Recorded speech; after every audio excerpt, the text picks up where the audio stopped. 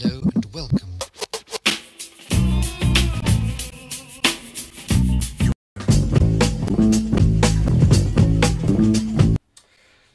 What is the plan for next year? Okay. On the cards for next year, at the moment, this is the stuff of which I am certain. The Vadim album is going to come out on a reasonable sized label. It's been mixed by Nathan, and that's going to be probably the thing that has any kind of, if there is any PR money pushing anything I do, that'll be the project that gets, possibly seen in magazines and I get interviewed with people by dint of it being done on the label. Another thing that's going to be certain is that in the new year, in February, Nate and I will be sending a big mail shot out of our brand new stuff, which no one's heard. I've been putting little demo versions of it up yet, but the best stuff I've been keeping to myself.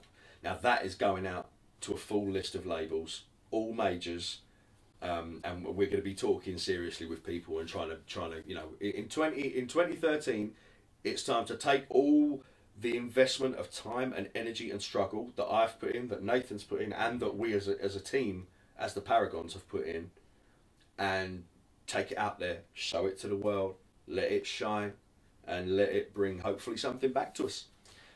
Through the nature of working with all these other people, it's kind of gone from the little kind of genre pocket we were working in naturally by ourselves to working with all these other people, and it's kind of transformed into a slightly more there's two eclectic kind of there's two sort of thing. In the modern world, there's two effective career paths. There's the third one of just soaking the entire internet in mediocre music and expecting to be made into a star, which never works.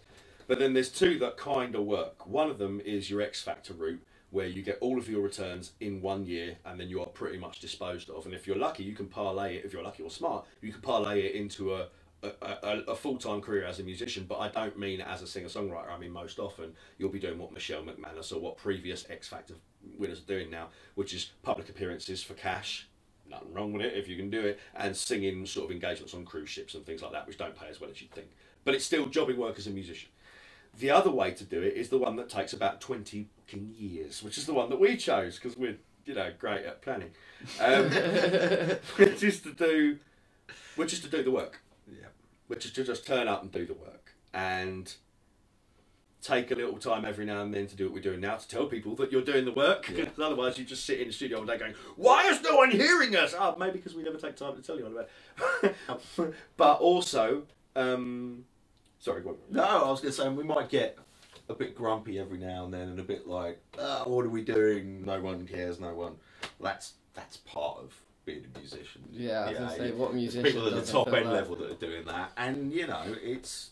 Well, I should point out... And we said all the way along that our attitude to this was, we do this because we want to do it, we will keep doing it, and the people that you pick up along the way that are interested and listen, great.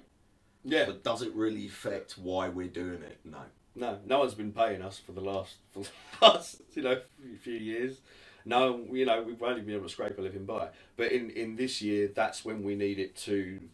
Realistically, we need to start seeing something back from this in terms of... And there will be some... success, in terms of respect, and in terms of getting something back. And I should say, when he says we may better get a bit grumpy, he gets a bit grumpy. Yeah, I get acidically frothing with apoplectic, ball-grinding, tit-destroying rage.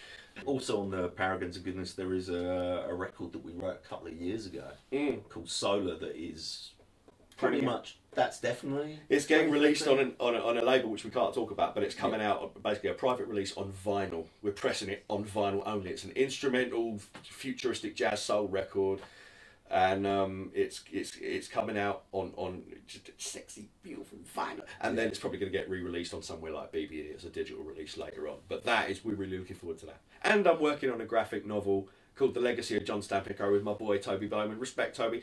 And I'm working on a comedy show with him. And I'm doing stuff, collaborations with other artists from all over the world. Mr. Bird, my thing with Mr. Bird. My boy Stephen, Lo-Fi Classics, just got signed to BBE Records. Yes, bitches! And other stuff as well. And I've got to be a dad. And the next issue of Three of Swords is coming out in time for Christmas. You think that's everything? How do we wrap it up? I'll show you how we wrap it up. I'll show you. See this? See this? That's my motto for the coming year. That's all you need to know. Grow along with me. The best is yet to be. POG, baby! Why does it always have to be so hard? So hard, so hard, so hard.